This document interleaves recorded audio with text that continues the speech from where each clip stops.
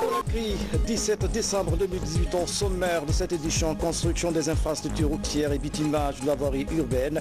Le chef de l'État lance les travaux. Les populations de Zérékouré sont sorties massivement pour magnifier les œuvres du professeur Alpha Condé. La campagne agricole de 2018 augure de belles perspectives. La moisson va bon train dans les zones de production. Ce soir, nous vous amènerons à la découverte d'un producteur leader de la région de Mamon, Thierno Boubacar Collon. Campagne de sensibilisation sur la culture de la citoyenneté. Le réseau des femmes du fleuve Manoriva mène des actions dans ce sens. C'est dans l'axe de la semaine nationale de la citoyenneté qui a démarré ce lundi en Guinée. Mesdames et messieurs, bonsoir. Merci de l'attention et bienvenue dans cette édition. Le président de la République poursuit sa tournée à l'intérieur du pays. Professeur Alpha Condé lance les travaux de construction des infrastructures routières. À Zérékouré, les populations sont sorties massivement pour lui témoigner de leur reconnaissance et saluer ses actions. L'accueil a eu lieu à la place des martyrs, un accueil à la dimension de l'événement. Images et commentaires, Sanassi Keita. La mobilisation de cette population de Zérékouré est de taille. Et pour cause, remercier le président de la République pour les nombreux efforts consentis en faveur du développement de la région forestière en particulier et de la Guinée en général.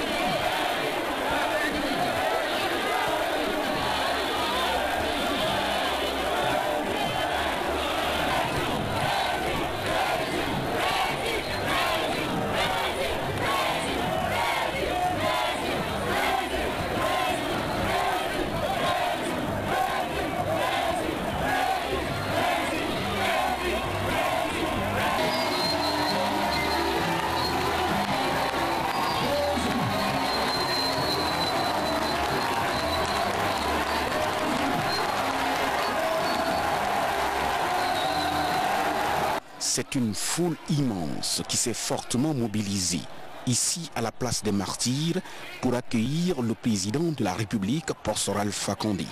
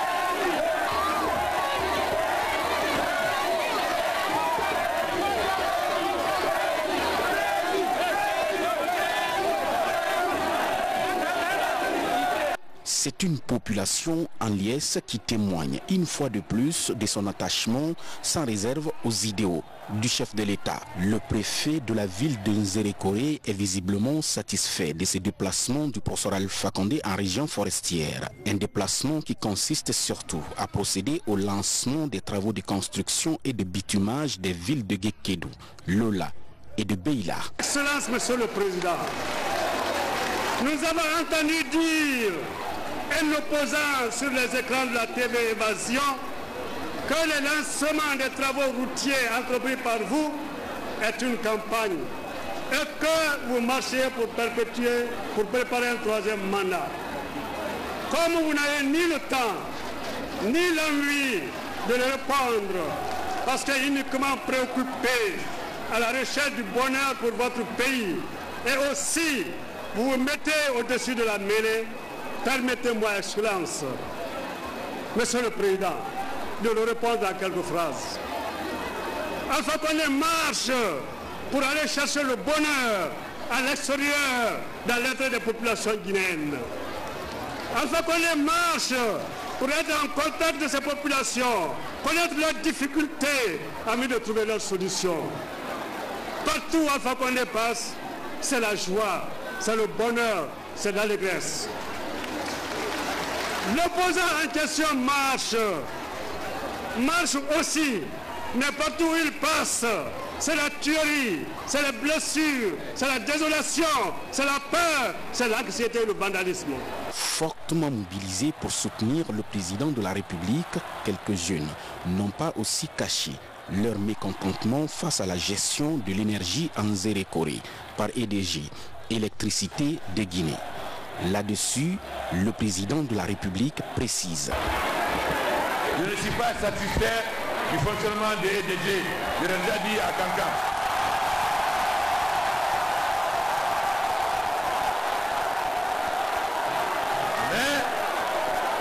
Mais je ne vous permets pas,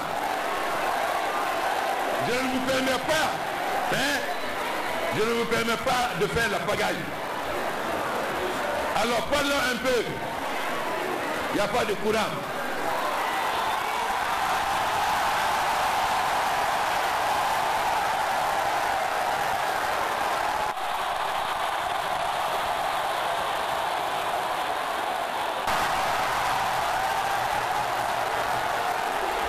Qui a amené le courant? Qui a amené le courant? Qui a amené? Alors, pourquoi vous criez chaque fois de courant dans un quartier? Je dis ici que des gens ne marchent pas. Je l'ai dit à quelqu'un. Est-ce qu'il y avait du goudron à Sigiri? Est-ce qu'il y avait des dans l'île? Est-ce qu'il y avait du goudron? Est-ce qu'il y avait de l'électricité? Est-ce qu'il y avait de l'eau? Est-ce qu'il y avait des maisons? Alors, pendant 50 ans, 100 ans, qu'est-ce que les régimes ont fait? Les Blancs, Première République, Deuxième République, qu'est-ce qu'ils ont fait? Quand je suis devenu président, de 1920, du temps des Blancs, à mon arrivée au pouvoir, la Guinée n'avait que 130 mégawatts de courant. 130. En 7 ans, 130. En moins de 4 ans, je fais qu'à l'État, 240 mégawatts. Plus que le double de ce que tu fais en 100 ans. Aujourd'hui, ce qui va finir l'année prochaine, 450 mégawatts. 450 mégawatts. Amaria, 300 mégawatts. Koumtamba, 200 mégawatts. En 10 ans, je vais faire 1000 mégawatts alors que je n'ai trouvé que 130.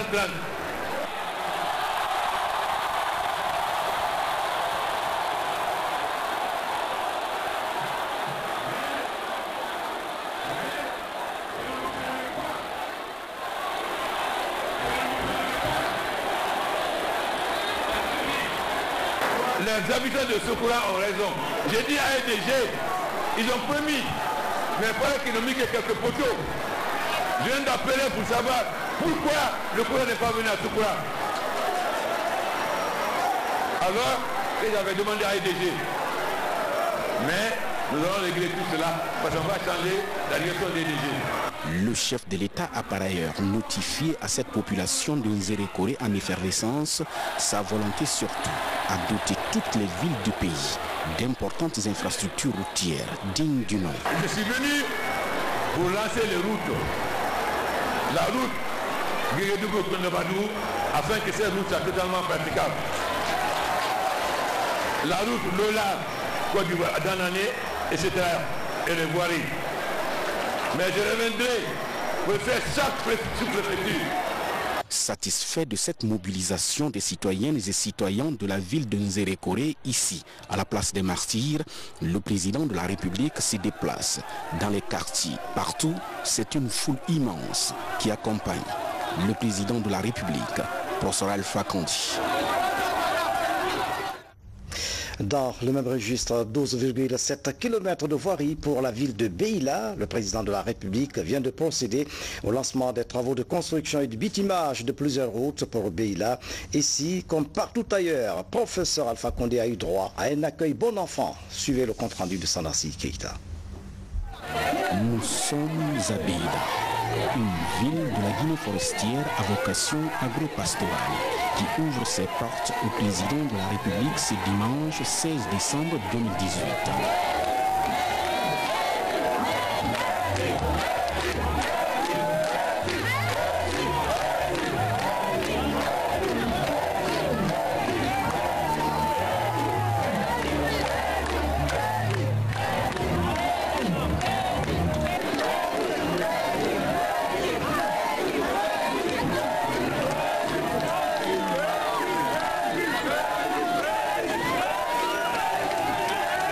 La population de cette ville est sortie massivement pour souhaiter dans la joie la bienvenue au professeur Alpha Condé.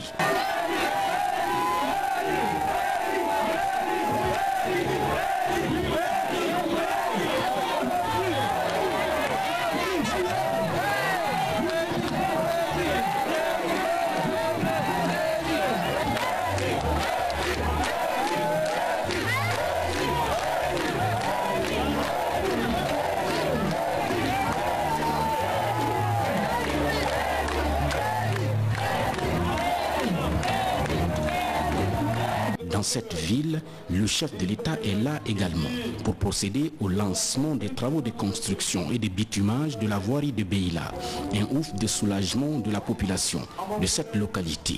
C'est le lieu et le moment de remercier votre Excellence pour le don combien magnanime de 12,6 km de goudron dont vous avez gratifié la ville de Beila. Ce geste exceptionnel de l'homme d'État que vous êtes témoigne à suffisance tout l'intérêt que vous ne cessez de porter à la gestion des collectivités locales et à la mise dans les meilleures conditions de leur population. L'agriculture et l'élevage sont deux secteurs clés évoqués ici par le président de la République. Professeur Alpha Condé tient surtout à appuyer le monde rural de Beila en mettant à sa disposition tous les moyens nécessaires.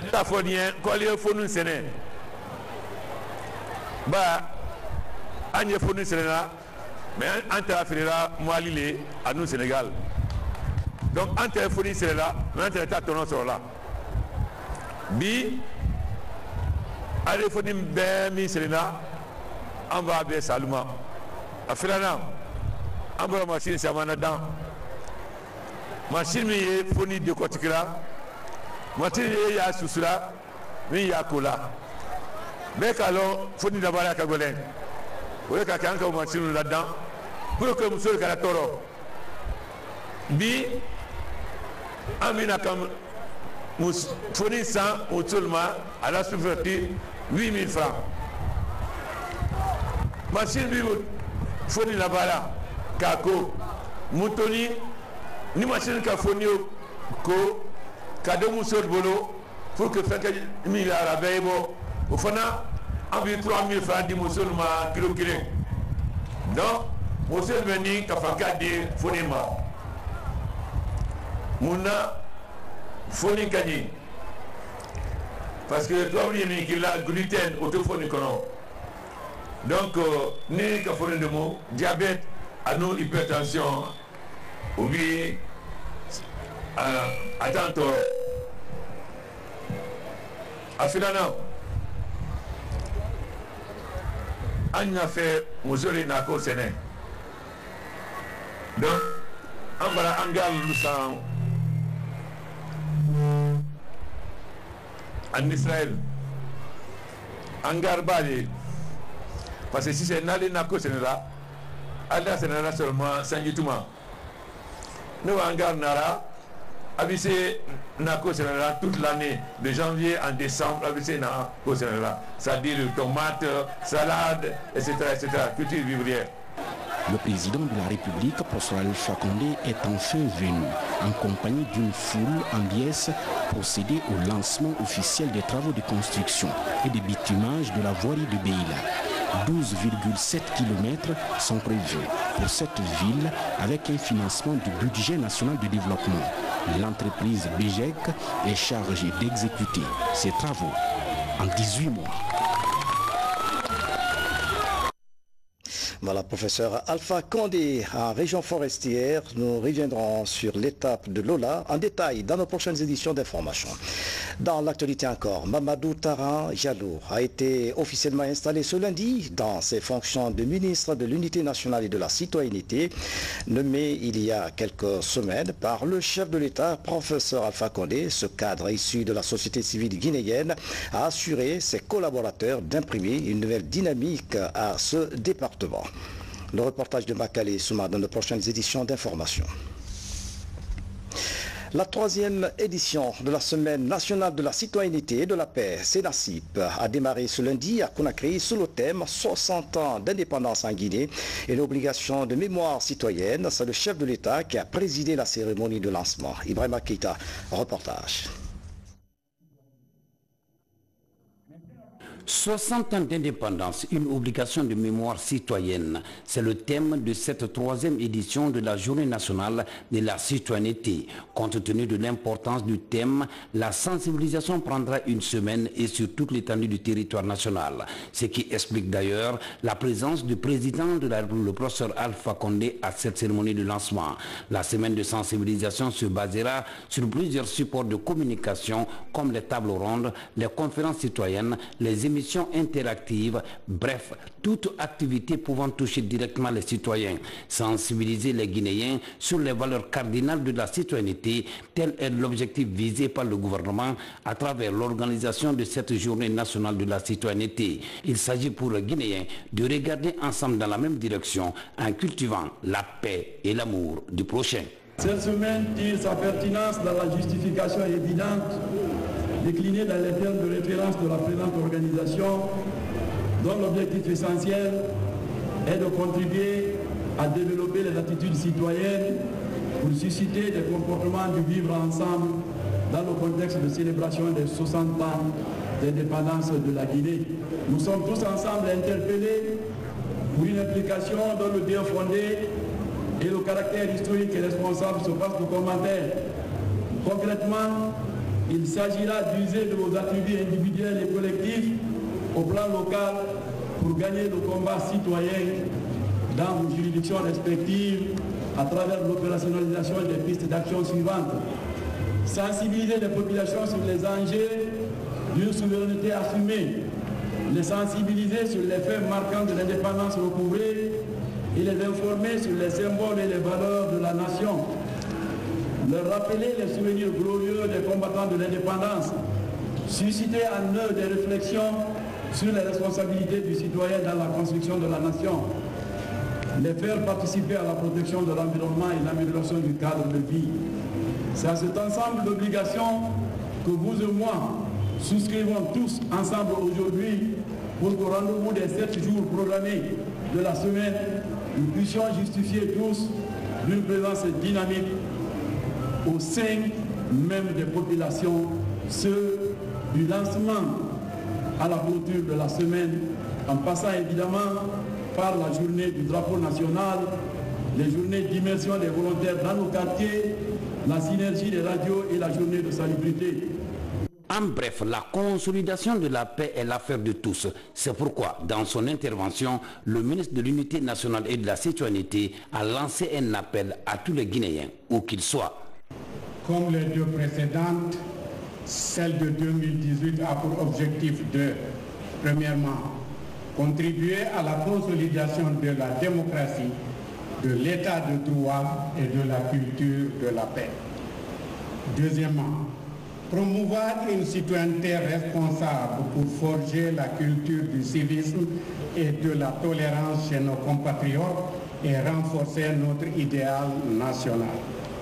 Troisièmement, sensibiliser la population sur les valeurs cardinales du savoir-vivre ensemble, du respect réciproque, du respect des lois, des institutions et des droits et libertés des citoyens. Quatrièmement, renforcer la prise de conscience de chacun sur l'importance stratégique de la citoyenneté et de la paix pour la construction d'une nation démocratique, le développement socio-économique de la Guinée dans un environnement de paix sociale. Excellence, Monsieur le Président de la République, cette semaine que vous avez voulu a été instituée dans notre pays par la loi L 2016-038 du 28 janvier 2016. Cette journée de lancement a connu la prestation de quelques artistes qui, à travers des chansons et autres sketchs, ont véhiculé des messages citoyens. Dans le même registre, le réseau des femmes du fleuve Mano-Riva Union pour la paix poursuit sa campagne de sensibilisation dans les différentes universités du pays. Et cette fois, le réseau a échangé avec les étudiants de l'université La Source pour la culture sur la culture de la citoyenneté et une manière de renforcer la participation des jeunes au développement. Yamokaba.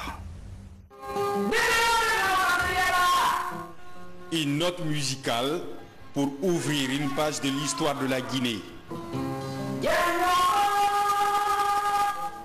Ceci pour impliquer la nouvelle génération à la préservation de la nation. D'où vient la Guinée et la participation citoyenne sont au cœur des débats. Aujourd'hui, nous ne faisons que constater que la jeunesse non seulement ne connaît pas la Guinée, mais n'aime pas la Guinée, ce qui est plus grave. Chacun veut s'échapper. C'est ce constat qui nous a amenés à décider, à écrire au gouvernement guinéen pour dire nous voulons nous entretenir avec les jeunes des écoles, qu'elles soient supérieures ou secondaires, pour que les jeunes sachent qu'est-ce que c'est que la Guinée, d'où nous venons. Parce que la Guinée existe depuis toujours, mais la République de Guinée n'existe que depuis 1958. Aujourd'hui, ça m'a donné l'espoir de cultiver mes expériences et d'aller de l'avant pour être un bon Guinéen et pour faire beaucoup de choses pour la Guinée. À travers cette journée, la couche juvénile a pu revisiter le passé. Une politique d'encadrement pour renforcer la culture de la citoyenneté. La jeunesse a besoin de comprendre que la Guinée est une et indivisible. Elle a besoin de comprendre qu'ils n'ont pas d'autre arrière-repli que la Guinée. Donc ils ont tous intérêt à suivre tout ce qui a été dit dans cette conférence pour garder l'unité nationale, pour garder la cohésion sociale. La conférencière a été aussi distinguée. Agassar Andaraba reçoit le diplôme Dr honoris causa pour sa participation citoyenne à la promotion de la paix. Un titre honorifique qui immortalise son passage dans cet établissement d'enseignement supérieur. Voilà, sous le patronage de son Excellence, Monsieur le Président de la République, professeur Alpha Condé, le ministère des Sports et de la Culture et du Patrimoine historique informe l'ensemble des populations, des troupes artistiques et des hommes de culture du lancement officiel du 17e Festival national des arts et de la culture FENAC 2018 le dimanche 23 décembre 2018 à 15h dans la salle des congrès du Palais du Peuple sous le thème « La consolidation de l'unité nationale ». À cet effet, le ministère des Sports, de la Culture et du Patrimoine historique invite les acteurs culturels, les artistes et la population à une forte mobilisation pour conférer un éclat particulier à cette importante manifestation culturelle. Le secrétaire général Fodeba Istokera. Au compte de la campagne agricole 2018, la moisson va bon train dans les grands bassins de production. Dans ce registre, nous vous amenons à la découverte d'un producteur leader, Tierno Boubacar Colon, installé dans la région de Mamou. C'est un passionné de la terre que vous allez voir avec Fodé Camara. Reportage. Au compte de la campagne agricole 2018, le programme prioritaire d'appui au secteur agricole se poursuit. À Timbo, une grande zone de production, le centre de développement rural de Mamou déploie les grands moyens pour la récolte de 40 hectares de riz cultivés par Kerno Boubacar Kalo, le président de la chambre préfectorale de l'agriculture de Mamou. Ça et là, des moissonneuses-batteuses sont en action. Une mécanisation réussie grâce à l'initiative présidentielle d'appui au développement rural.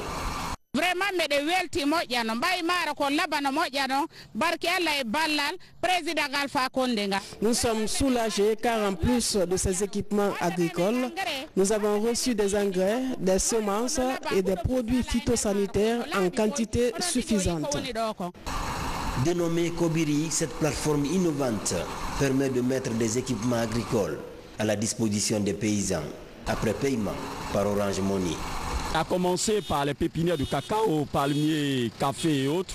Et aujourd'hui, avec l'initiative présidentielle et la plateforme Kobiri mise en place par le groupe Westwind, nous avons, avec monsieur le professeur Alpha Condé, les machines pour appuyer le monde paysan. Ce élan de promotion rurale offre des opportunités d'insertion socio-professionnelle aux jeunes sans aucune discrimination. Dans ce vaste champ, aux côtés des hommes, Kadiatou Conté excelle dans la conduite des moissonneuses-batteuses. Je suis séduite par ce vaste champ et je souhaite que d'autres bonnes volontés emboîtent le pas de Boubacar Diallo. Je n'ai jamais moissonné un tel champ. Depuis un mois, nous travaillons ici. Producteur leader dans la région de Mamou, Boubacar Kallo a enregistré de fortes pertes l'année dernière par manque d'équipement, de récolte et de post-récolte. C'est le 8e SAM, on est en train de commencer à récolter une sortie. Donc le riz ici, on s'est mis les CK à 90, mais grâce à l'appui du président de la République, professeur Alpha Condé, vraiment tous les 100 cette année, ça a réussi à 100%. Et encore, je suis content parce que l'année passée, plus de 2 mois et quelques, c'est en train de récolter le riz. Ce n'est pas fini, donc c'est plus de 40% de pertes. Après avoir acquis une certaine notoriété dans la culture de la pomme de terre, Kerno Boubacar Kallo, le président de l'Union des groupements agricoles de Sumbalako, diversifie ses activités par la riziculture, un large champ d'action qui touche une vingtaine de périmètres dans la région de Mamou. Vive émotion, douleur et consternation, la RTG en deuil. Nabi Zakaria Bangoura, journaliste reporter à la télévision nationale, a regagné sa dernière demeure ce lundi. Fortement mobilisé pour la circonstance, les travailleurs de la RTG ont rendu un dernier hommage à leurs collègues ce matin à l'hôpital sino-guinéen. Yaya Silla revient sur le film de la cérémonie. Regardez. Parmi les noms inscrits sur le fronton des pages de l'histoire de la radio-télévision guinéenne, figure désormais celui de Nabi Zakaria Bangoura, journaliste reporter. C'est à ce titre que ses collaborateurs, parents et amis se sont retrouvés à l'hôpital sino-guinéen pour lui rendre un dernier hommage. Nabi Zakaria Bangoura a tout donné à la Guinée à travers ses prestations à la RTG. Aujourd'hui, il nous quitte juste à l'âge de 50 ans, plus de 50 ans je veux dire. Il avait beaucoup de choses à donner à la Guinée. Il était engagé. C'est jeune pour nous, notre grand frère. Il était vraiment un modèle. Nabi Zakaria Bangoura est né en 1968 à Koya. Il est parmi les jeunes journalistes engagés à la fonction publique à la fin du programme d'ajustement structurel en 2003. Depuis cette date, il est muté à la RTG au service du journal comme reporter. Je voudrais donc me joindre à tous ceux qui sont passés aujourd'hui pour présenter toutes mes condoléances à la famille de Zakaria. Je me serais en voulu aujourd'hui si je n'étais pas venu, les frères. Vraiment. Je me serais en voulu si je n'étais pas venu. La RTG a eu, à partir de cette famille, un agent qui a vraiment servi la nation au poste où on l'a mis. Et que ce soit à l'environnement, que ce soit dans les divisions politiques, Nabi Zakaria Bangoura a rendu un grand service à cette nation. Et j'ai transmis donc les remerciements, les félicitations, mais aussi la compassion du ministère de la Communication, de la Direction générale de la RTG, de la Direction de la Radio nationale et celle de la Télévision nationale et tous les cadres de la RTG à la famille ici à Sambaya. À Sambaya, son village natal, dans la préfecture de Koya, parents, amis et plusieurs religieux ont assisté aux cérémonies funéraires. La famille Bangoura s'est dit honorée par toute la sympathie qui lui a été témoignée. C'est une perte énorme pour nous parce que sur la ligne, après moi c'est le deuxième universitaire de la famille. Donc moi j'ai beaucoup d'amertume, mais aussi c'est un jeune qui a une passion pour ce métier. Je suis témoin.